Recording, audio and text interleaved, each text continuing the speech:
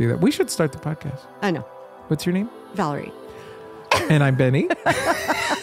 Oh, wait, are you recording?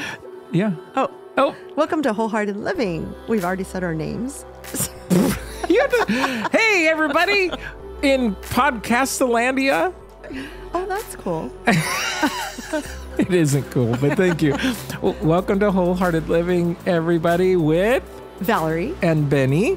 And we are the sibling duo that usually, we bring a topic that the other person doesn't. Well, because we're going to try to have more guests on the show, and obviously we would know that in advance. Yeah. But for today, I bring a topic to him that he has no idea what it's about, and then we chat about it, and in hopes that it'll bring some mindfulness, wholeheartedness, joy, happiness, peace to the world. The Lord has come. That's what she said. Whoa! Oh, that escalated quickly. There's something to edit for you, Iggy. Was so bad. Oh my gosh, that's so funny. Speaking of Iggy, thank you. 10 Hail Marys after that. Yeah, 10 Hail Marys. Speaking of Hail Marys, I'm actually doing a Lent thing. Yeah, that's awesome. I haven't done a Lent thing So when is Lent? It starts, oh my gosh, is it how many days beforehand? 40? It's for 40 days. It's 40 days, right? And it has, Starts on Ash Wednesday. It starts on Ash Wednesday. There's a reason for the 40 days, which would have been good to research. And I used to know this kind of stuff like the back of my hand. Right. And then it ends at Easter. So okay. I'm going to get drunk on Easter. Because clearly Patty is not doing that. Because my thing is I'm not going to drink. So okay, so I'm feeling really. I looked it up. Okay, go. Lent is 40 days long to mirror the 40 days Jesus spent fasting and praying in the desert before starting his public ministry. There you go. Yeah, and so the idea is that what's funny is the idea is you're supposed to give up something that you really like. And then every time you are tempted to do it, then you kind of pray and it kind of brings you back with God. Yeah. And I did it because I thought, I don't know if people are going to like this, but I'm a whiskey drinker every night. Yeah. I don't get drunk. Yeah. But I like to have a little cocktail. Yeah, it's my little drink every night. I nurse it. Every once in a while I'll have a little bit more than maybe I need to, but it's not like I'm getting buzzed every single night. I just like it. And I just thought, do I really need to like it? And so I said, I'm not going to do it. And then this way, it's a great thing to focus on God and all that stuff.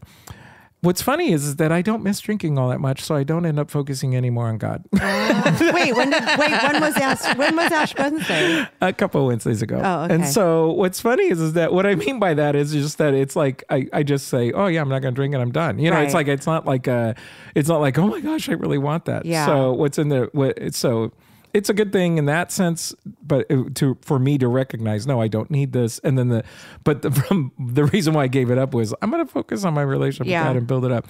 So it has, because there's times, of course, that I remember and I want to do something. And then, even we went out to eat and I'm just not drinking. So that's what I don't drink either.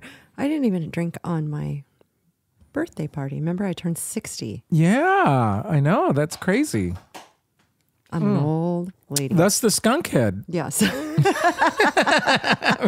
It is kind of ironic how I decided to let my gray grow right around the 60-year-old mark. Yeah. But whatever. Well, we should look up the word ironic because I'm not quite sure. Well, you know what? They say irony is supposed to be like, isn't it ironic?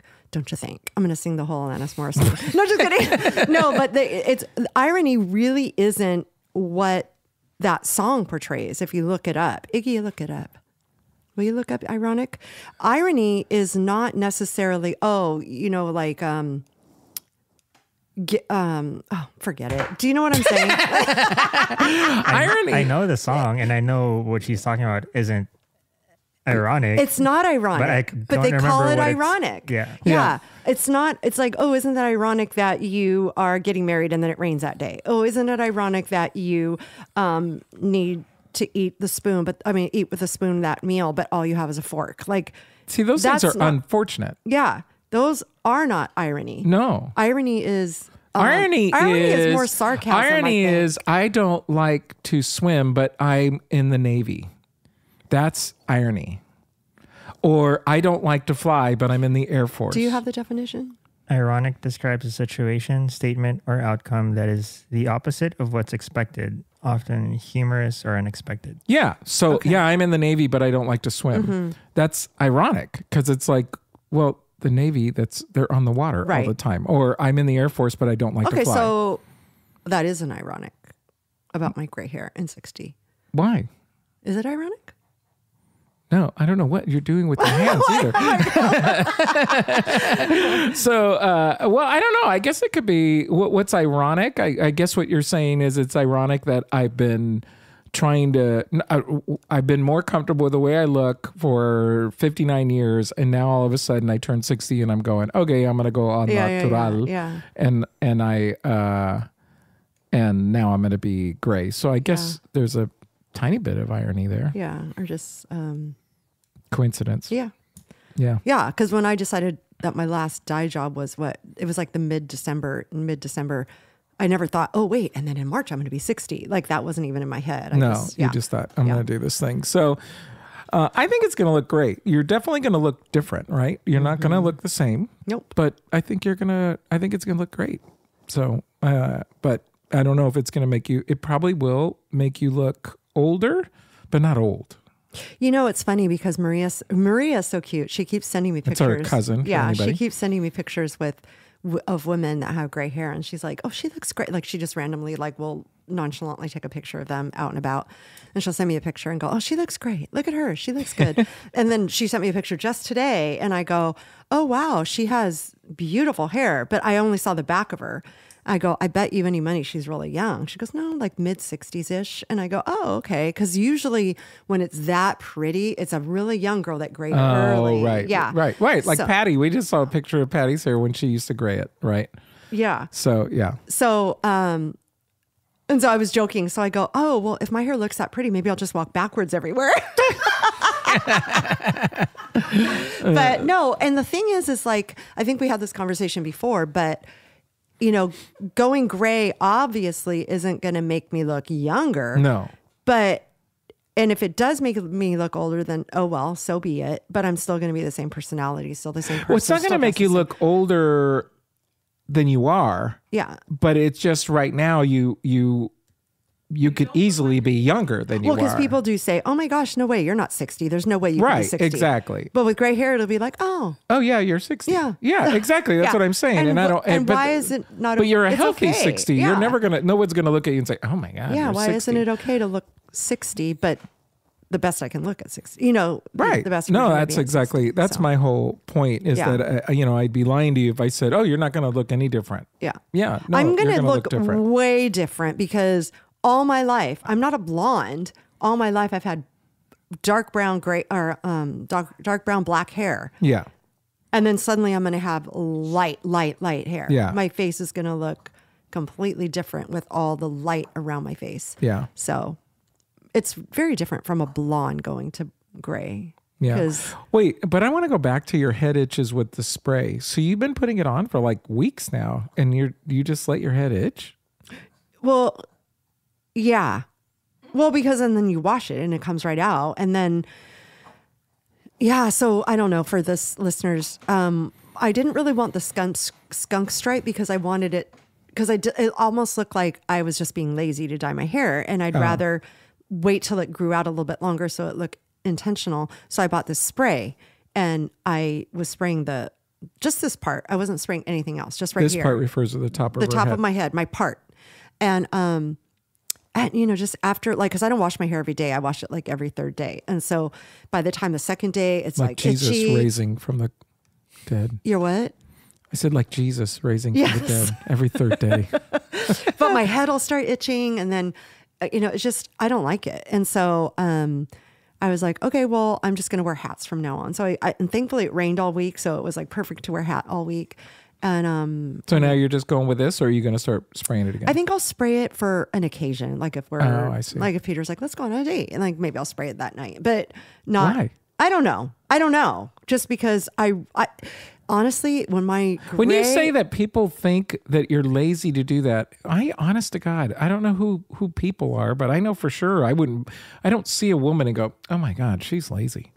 I've never, ever remote. Have you ever thought that? Iggy, maybe men don't think the same way. Yeah. So Patty, you would actually do that? You would actually think, oh my God, she's being lazy? I don't necessarily think that somebody would look at me and go, oh, she's being lazy. But I think they go, oh, she hasn't done her hair in a while. Because it just looks like a piece of gray versus if it's down to here. I get it. I just think, wow, that's a lot of thinking going on about your hair. Then it looks like, well, you wouldn't believe how many women have an opinion about it. I'm in Facebook groups and it blows me away when a woman posts her picture and says, I don't know if I can handle this anymore. The gray out, blah, blah, blah. I'm trying to decide. Wait, you belong to Facebook groups about your gray hair? Yeah.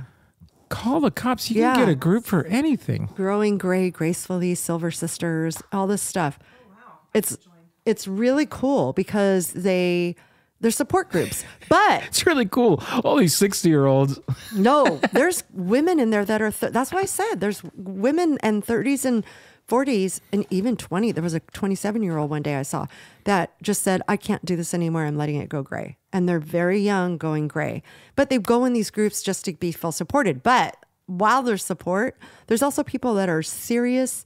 Like they'll put a picture and they'll say, I don't know what to do, blah, blah, blah.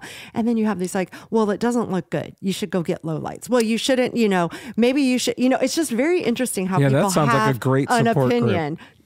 99% of people are supportive. The other people are just like, wow, that was really rude, Aren't those the people called trolls? Aren't they called trolls? Is that true? Yeah. Trolls are. Yeah. Yeah. But you can't really be a troll in the group. Like you have to be accepted to join and this kind of stuff. Yeah, because people that say that kind of stuff, just boot them. It's like, so it doesn't make any sense. I don't understand it. It's like, just be encouraging. That's why they're there. Exactly.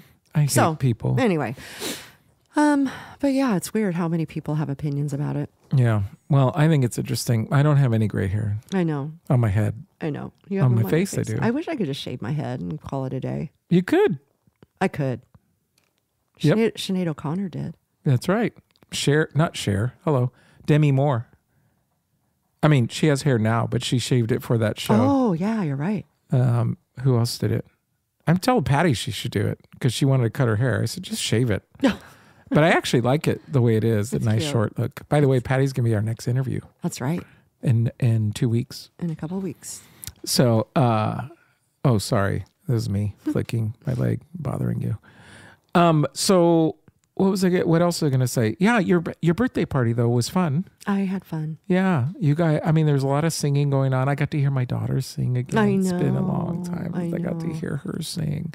So good. And she was wonderful. And then, it was fun. It was just a fun time. I was a little bummed. I didn't realize that you had 99% of the restaurant. So everywhere I walked, all of a sudden you're like, talking to them and I'm like, oh, they're with the group. Oh, they're with the group. Oh, they're with the group. It was like, oh my gosh, there's so many people with the group. I know. We reserved that area. We couldn't reserve the whole restaurant, obviously, but we had that area. Yeah. Which was nice. That was really fun. Yeah. So I really had a good time. The funny thing is Peter looked at me at one point and said, are you ready to go? I go, I kind of am, but all three of my kids were still there. And I don't like go out with all three of my kids like that very often at all. And so, and then Nicole said, oh, Richard and I are going to sing a song and blah, blah, blah. And I was like, oh, okay. And so then it was just so funny because I said, well, we're going to wait. And Peter's like, that's fine. You call the shots, you decide. So, it was funny because, at one point, Nicole goes, oh, your friend, everybody left so early. And I go, babe, if this wasn't my party, I'd be gone already too. No, if you guys were not here, I'd be gone at my own birthday party. Exactly. No, it was so funny because what time did we leave? 10, Patty? 10 or something like that? I mean, seriously, I was about to die. Yeah.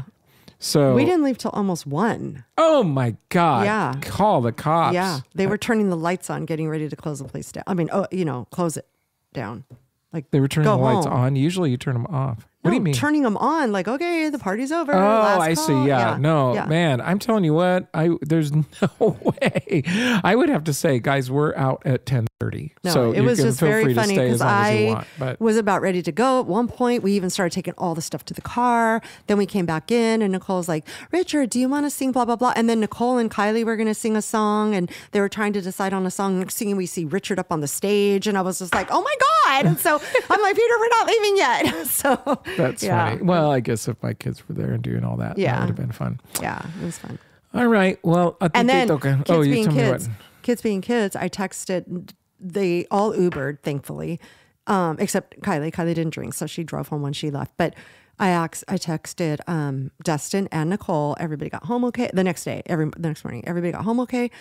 And they're like, yeah, I think, we had fun, blah, blah, blah. We walked over to the Purple Rose, or I think it's called, after that place and went and had another drink. Oh my gosh. I'm like, oh my God, you guys are crazy. Well, they must have been gone to the wind because they gave me, I got a shot from them at one point. This is pre, what's it called? Lent. So, but I got a shot just in case everybody's going, wow, he's already cheating. But yeah, because whenever my nephew offers me a shot, I'm pretty much taking it. Did you ever hear about what happened with Valerie at my daughter's name? Ashley's wedding. She, I was like, I said, I'm not doing any shots. I remember this. I said, I'm not doing any shots. But then there was like 6 or 7 of the family that were all saying, let's do a shot. So, and Andy, I think, was there. I don't remember if Ashley was there or not, but nevertheless, we did a shot. And I said I was only doing one shot. I'm done. And Dustin says, oh, I came over here to do a shot with my uncle. You're like, okay. Okay. Like, how do I know? You're funny because I honestly, like, Dustin's like, Mom, come on. It's your birthday. Do one with me. Come on. I'm like, nope. Yeah. Please, just one. Nope. Yeah. No, it's hard for me when it comes to that. I will say if I wouldn't have done another one. Yeah. Because shots mess me up, man. Yeah. So, yeah. Okay. Well, you ready for this? Nope.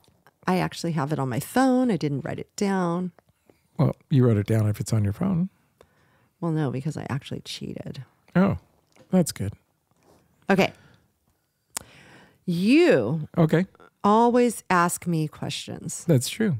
So I'm going to ask you questions. Go for it. Okay. All right. So you have to ask them out loud. I know. I'm trying to see if I want to ask. How much time do we have? 5 more minutes. Oh. No, I'm kidding. Okay. 15, 20. All right. So you are 4 years younger than I am, or 5? 4? I'm 50 something. You're 55.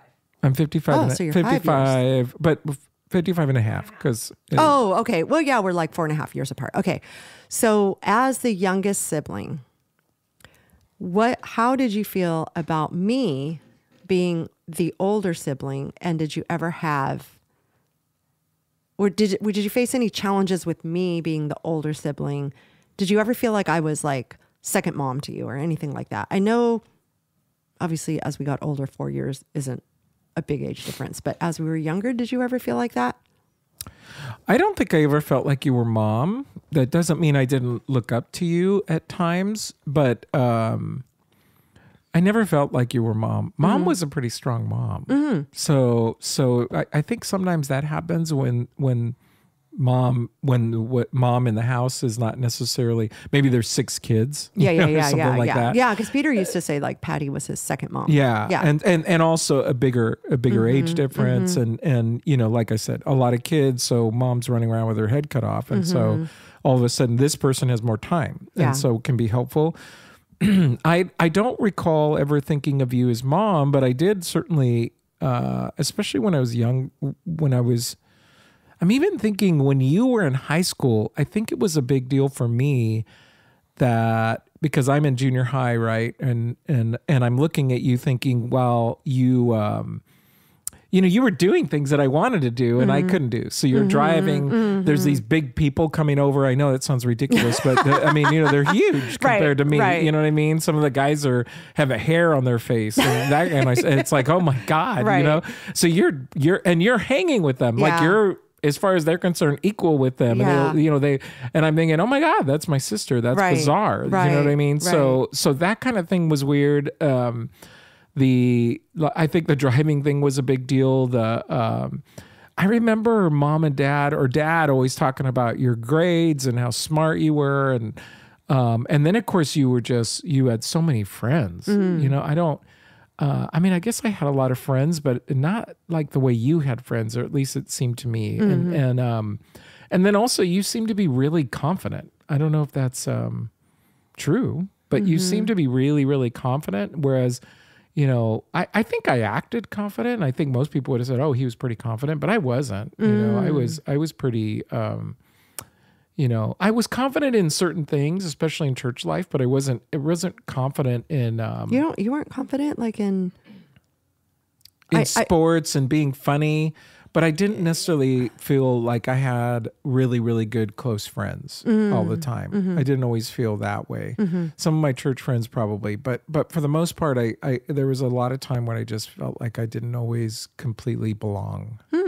Interesting. I didn't know that, because to me, as an older sibling looking down at you, I felt like you had a lot of friends, and I felt like you were a really good baseball player. So I felt like you were confident there. You were confident in your jokes. Like you were not jokes, but like in your humor. Yeah. No, I was confident in humor. I was confident playing sports. When I played, I was confident. But when I started to think, what do other people think of me? That would put me in a bad place, where that they might think of me.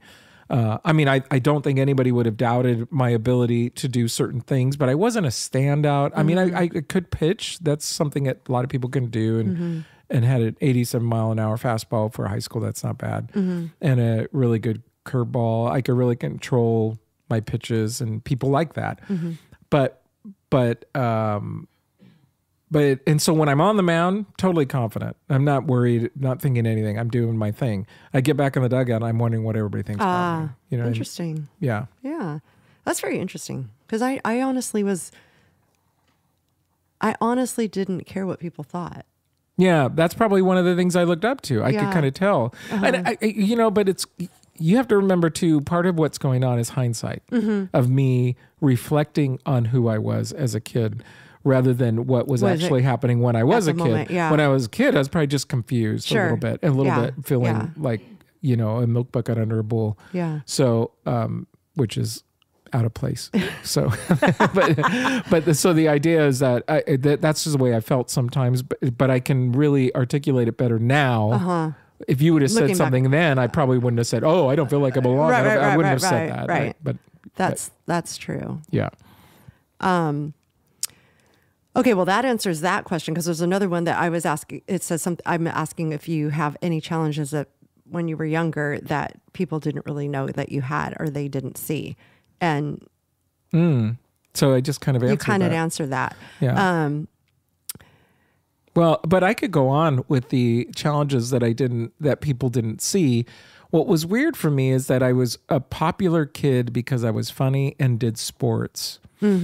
But I didn't like to dance. I was scared to drink. I was somewhat scared to share my faith, and at the same time felt convicted that I needed to. And so I was, and then I would go to church, and I did feel like I fit in because I was quote unquote a good kid and did things, and it was helpful, and and I was really just trying to do what was right. But then there was this weirdness of saying, man, I wish I wasn't so strict on certain things because I kind of wish I could belong. It's funny, Ted is who may one day be on our podcast, right? But, he invited you guys to church, and you guys been going to church. But back in those days, he was a little a partier dude. Yep. And it was funny because those kind of guys I would look at, and as much as I didn't necessarily want to be a partier, I loved the fact that they could just be themselves and they weren't worried. They weren't freaking out. So I was freaking out about my relationship with God. I was freaking out that Dad would kick my butt. I was freaking out about freaking out is a strong word, but these are all things that are just stirring in my mind. Spiraling in your head. And it's like, so maybe people thought, oh, he's just so confident in being the guy that he wanted to be. But the truth is that there was a lot of ambivalence in there. You were struggling in there with that. Yeah. So, yeah. Okay. So we're just still going to go on to you being the youngest sibling. This is pretty much about sibling. Okay. So when we were younger and you would hear, if you heard mom and dad arguing or whatever, like I know what I would do. What was your first thought if you heard them arguing? What would you do? First thought, or what would I do? What would you do, I guess? Or like, what was your go-to? And how old am I? I guess I'm trying to think, because what I would do is I used to just go in my room and close my door and just let whatever happen kind of thing. Like I didn't want to be involved. I didn't want to hear it. I just would go. So that's what I did when I was, so it's interesting because I think when I was younger, I got scared and I would go hide, you know? And the reason I was asking too, because I was trying to remember if there was ever a time that like you maybe came to me or you thought, but it wouldn't surprise me at all if you and I were in the same room and we'd play together or do something, because you and I really related to each other. Right. I don't know this to be true, but Stephanie would be more the person who would try and get in fix the argument, like argue with them. I don't know that that's 100% true, but I do know there was a season when I got older that I started to defend mom more. And so that's why I said, how old am I? Yeah. I'm thinking younger, but yeah. When you were in the home, I would have kind of hid myself, or maybe hid with you. But I don't recall specifically. I just know that I didn't get involved and I didn't want to be in the room. Right. I didn't want to be in the room because it was explosive. Sure. Most of the time. And that's how I felt. And I think you're right. I don't want to speak for Stephanie, but she was definitely one that always wanted to like fix it. Yeah. Yeah. Fix it and defend mom. Yeah. Especially because often it was the case that mom was getting the brunt of whatever. And so I think later on there were times when I did that because something did happen to me. In the beginning, I think it was just whatever, they argue. And I think later something happened where I was understanding what was going on and I was getting upset because it was like, this isn't right. Yeah. What's, this. And so that's another animal, right? Right. So, but I think, in general, I escaped. As you're the youngest of 3 and you have 2 older sisters. If you could go back and like change the order of where you were born, or, I'm guessing that you're happy that you were the boy. And I don't know. Because kind of part of me is like, when I look back at our life, I feel like Valerie was the oldest. Valerie was tested with things, given responsibility with things. Stephanie was the middle child. She was often in the middle. Yeah, literally. Because there was the older Valerie, like you said, I got good grades. Well, and then we only had 2 bedrooms. So easy, in the beginning, you 2 were together and I was by myself. Later, Stephanie came into my room because you needed your privacy, but then later she needed her privacy. Then you 2 got, so she always got bounced around. You and I never got. No. She never had her own room until you were gone. Yeah. Yeah. So she was definitely in the middle of an older child who, like you said, I got good grades. I had lots of friends. And then the little boy who was great in sports, and the baby and the boy. Yeah. And so I always thought, Bennie has kind of the cush life. Because you got, for graduation, I got a watch, which I loved. I was very happy. For graduation, you got a car. Yeah. No, I didn't. Yeah, you did. What car did I get? You got the little blue Honda Civic, the little station wagon thing. No. Yes, you did. Oh, I'm looking at Patty. She was. I don't remember. Patty, don't you remember? I will say this. I got a car. I had a Ford LTD 1966 original interior. So that was my very first car that mom and dad let me drive all the time. And then what ended up happening was I bought myself a Honda Accord. Okay, no, that's not the Accord I'm talking about. I'm talking about the blue. Maybe Stephanie got that. Stephanie got that. And she got in a wreck really quick. But you got a car. No, they basically, they never gave me the Ford LTD 1966 original interior. They never gave it to me. They never gave it to me. They were like, here's the keys. But basically it was mine. Okay, so. Because mom, I think, still used it at times too when she needed it or whatever. We didn't have 3 cars. I just remember going, I even remember saying it to mom and dad. Oh, I got a watch. He got the car. But I didn't care at that point. By that time you graduated, I was already having a baby. You know what I mean? Like I didn't care. So Well, apparently you did, because 50 years later we're talking about and I'm being serious. Like, I didn't care. Like, I wanted you to have whatever it is that you got. I was happy for that. But it was a different all that world. to say is, how did you feel about being where you were in the order of birth and the only boy? That's a really interesting question, because I've never, ever given it any thought in terms of where I was. But honestly, if I had a choice to do it over again, I'd rather be first. And not because I didn't have a cush life, because there's no doubt that I had a better life, but that's partly from being baby. It's partly from being the only boy in a Mexican family where everybody wanted our dad to have a boy. He was very much wanting, because there just isn't enough Gonzaleses in the world. And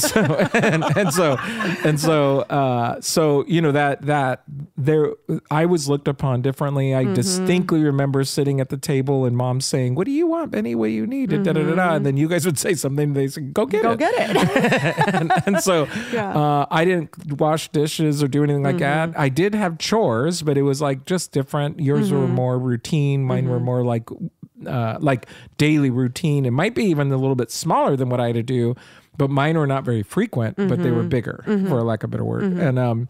And so, but it was just a very different world, right? But what I think about, when I think about it, and this is very idealistic, I think if I was first, I could have been there for you guys, defended you guys, done things for you guys that as the baby, it was like I didn't do any of that. So I wasn't there. So maybe I'm just being way too altruistic, and it's probably, it's pie in the sky. Maybe I don't really mean what I'm saying, but I know that when I think about it right now, I think, oh no, I would definitely prefer if I would have had a choice to say, oh, I'd love to be first. Yeah. It's interesting because Dustin was born a year and a half after Coley, and I myself wanted to have a boy first, to be the protector of like his sisters or whatever. And it's funny because he did protect Nicole. He was a protector, but he was also looked at from her friends like Nicole's little brother. The young brother. Yeah. And so had he been older, it would have had more of an impact for things that he might have wanted to protect her from or whatever. Because he was very much like that with Kylie. Very much a protector of her. And so... And you two were pretty close in age. You and Stephanie were a year apart, or a year and a half, or whatever it is. I think we're 17 months apart or something like that. Yeah. So you guys are really, really close. And then all of a sudden it's 3 years, I guess, before the next kid. And so the thing is that, so even, I didn't even have that Dustin type thing. Like, in other words, if I was even Stephanie, you and I would have been growing up together. Right. I'm not wishing to be the middle. At least Stephanie's life was very different. Although, because I was a guy, I probably wouldn't have had to deal with stuff she had to deal with. But the thing is that I would have been at least closer. Yeah. But I was definitely the baby. Yeah. I mean, even when Stephanie brought friends over, I was the baby. Yeah. And so it was like, that was never a thing. And, Stephanie was our protector. So Stephanie beat people up for me. Stephanie used to defend me to Rob. Rob is my ex-husband, 3 years older than I am. Yeah. And huge. He was big. He was strong. Big guy. Yeah. 6 foot with muscles. And she would go in there and just go, I don't even know what she would say, but I picture us in that kitchen and her getting in between me and Rob. Not like me and Rob are having a big, huge fight. Like there was no way we could have a big fight in our family home, but she would just look at him and go, whatever, and like push her chest into him. And I'm like, oh my God, what's happening right now? I distinctly remember more than once getting bullied, in elementary school, or maybe even not junior high. I think it was really only elementary school, and running home and saying, Stephanie. And then she'd go out there and beat the crap out of like Brian Huffmaster or something. Yeah. Like Brian Huffmaster was my nemesis. Yeah. So, but and she used to fight for, me and Charisse used to get in a fight, and she would, our neighbor friend. Yeah. She would defend. Yeah. Yeah. So Stephanie was the big brother to me, and that's in the defensive sense. Because I think if I went to you, you would have said, "Oh, that's too bad." I know. Just watch your words, Benny. What did or you just come into the room. What did you do? Yeah. You might have said something like that. Don't be such a dork. Okay, last question. If you think about living life wholeheartedly, what lessons from being the youngest have shaped that for you? Oh, wow. That question sucks. I know. I was trying to give you one that you would have to ponder, Because the other ones were pretty like, oh, pretty, yeah, pretty yeah, okay. Yeah. What are the life lessons that I learned as to be wholehearted as the youngest, as the baby? Okay, well, so are you asking me like now what I can say? Yeah, not what I learn now. Yeah, what shaped you? Like what helped you be because what wholeheartedly now? So something that I can, I don't know if I'm answering your question. I hope this is answering your question, but through my life and recognizing the way I grew up, I really have a very different appreciation of women than I think I could have had.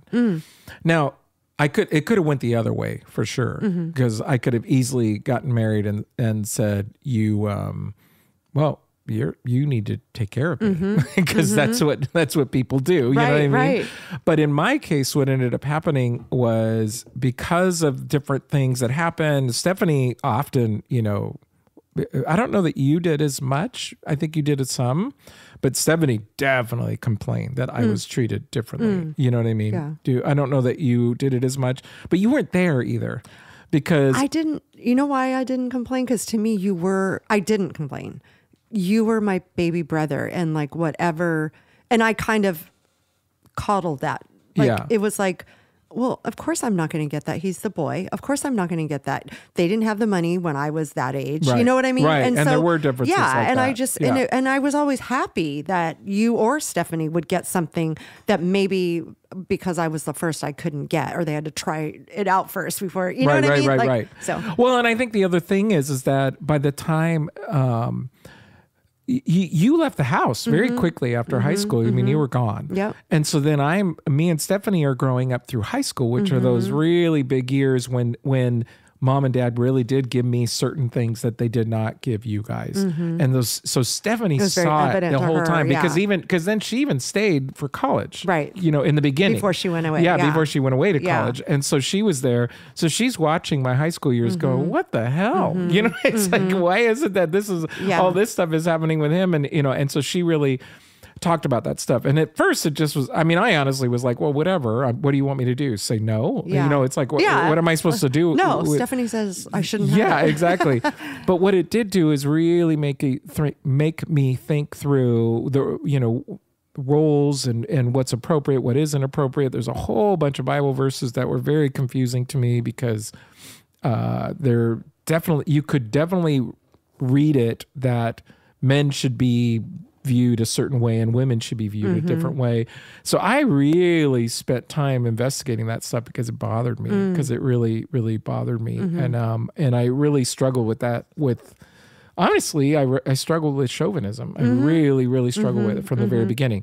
Now, and so what it did for me, because I can look back and I can go, yeah, a lot of what happened to me was inappropriate. I don't think that mom and dad were like trying intentionally saying we're chauvinistic. Sure. It's just that's what they knew. It's a lot with the culture for sure. Totally. Yeah. It's just what they knew. Yeah. It's just what they knew, and that's what they did.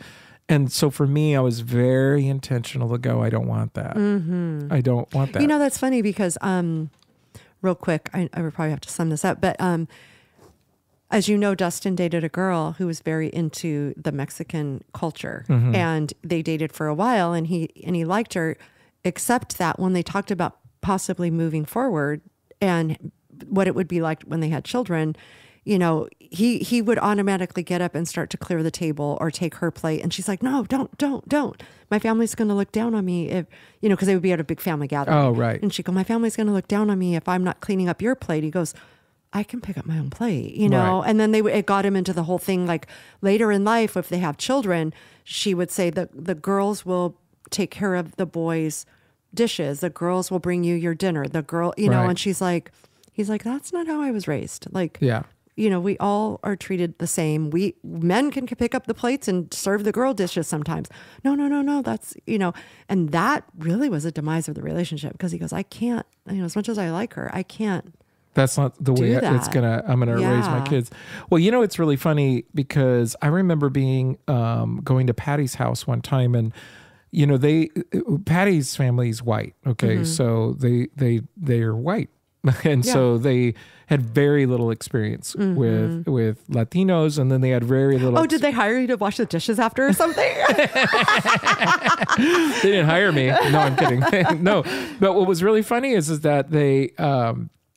So they didn't really know what to expect. Apparently, there was one Mexican at one point in the family who was not great in the family. So then that didn't help the situation. And so there was a weirdness, to be honest with you, at times. And I'll never forget getting there one time and being there. And I don't remember the circumstance, but I remember I washed the dishes. I just got up. No one asked me to. I just did it. And so this already shows how I was different. Yeah. Because I didn't even do that in my own home. Right. I mean, when I grew up, right? And so I'm washing the dishes, and I'll never forget Patty's grandma, who never treated me poorly, quite frankly, but I don't know what was going on in her mind and the questions that might have been flowing in her mind. But I remember her saying something. Do you remember what she said, Patty, exactly? But it was something like, I don't think I've ever, she said, not just Mexican, she goes, I don't think I've ever seen a man wash the dishes in this house before.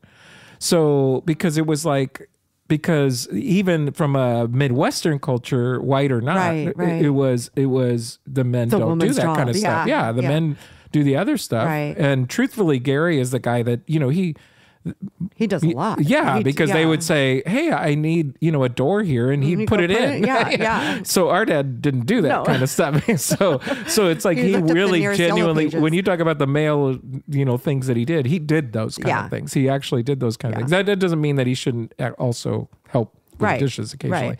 But the point is that he did that kind of stuff. And so when I did it, it was weird for me because I was just doing it. Just whatever. And it was like it was like something that was a big deal for the family to actually see that. And I just thought, so for me, I guess to answer your question, some things that I learned is, culturally speaking, it's like I still value very much the Latino culture. Moving to Ecuador was so helpful for us. And respecting the culture, because see, I don't disrespect the young lady for having her culture and saying this is who I want to be, because you could actually, I'll never forget the time that we were in Ecuador and they were worried because we were North American, Patty was white, even though I'm Latino, I didn't speak the language very well, and they're totally worried because they were going to serve us food and they were trying to figure out the plates. They were going to give us special plates. You remember this? They're very worried about giving it to us. And Patty and I got up and went to the kitchen and said, how can we help? And they freaked. We didn't know this. We served, and then the next day, the young lady who invited us said, my family absolutely freaked out that you guys helped out. They could not. They were actually totally blown away that you did that. But they didn't put you down for doing that. No, they were appreciative that. But that's we what were not. I mean. I guess with culture, like his girlfriend said, her family would look down on her, for not letting him let her do it, And so, well, that could be. I don't know. And I understand what you're saying. Like the culture, if that's what their culture is, that's fine. Then maybe she'll find a mate that's fine with. But in Dustin's mind, it's like, I just that doesn't mean that he has to do that. Yeah, exactly. Yeah. And then also, then you think about how their kids are going to be raised and so on. So, but anyway, for me, I think I learned a lot about being the male roles, the female roles, and in my case, I kind of swung to a different pendulum. And I think Dad swung a lot too. I mean, Dad's not the same man that he was at all. So I mean, he's not that same person, but I mean, it took a totally different way, a lot of learning, a lot of teaching, a lot of seeing things and going, oh, we're different. We went over to their house for dinner the other day, and Dad went inside the kitchen and did all the dishes. And so it's like so he's not the same person that he was, but we, maybe that's the best thing for me to say. Not to take things for granted and go. No, I like it. Okay, cool. Well, that's all. I wanted to put you on the spot, but you weren't really on the spot like I was last time. I'm going to ask you all the same questions. I gave you easier questions than you gave me. No, that last one was hard. Well, that one was hard. Yeah, you had to think about that a minute. But that was a good answer. So A+. Okay. Yay. All right, Iggy, thank you for keeping us in sound. Yay. All right. Well, we really appreciate you guys being here. You can follow us at Wholehearted Living Podcast on Instagram and Spotify, and watch us on YouTube. and share us and like us and all that good stuff. Yes, please. And in the future, we are talking about having people on the show, and we have some people in mind, so that'll be coming soon. Yeah. And if you guys have anything that you would like to hear us talk about in regards to wholehearted living, we'd love to hear your opinion. So let us know. Absolutely. All right, you guys, have a good week. We'll chat with you soon. Bye. Ciao.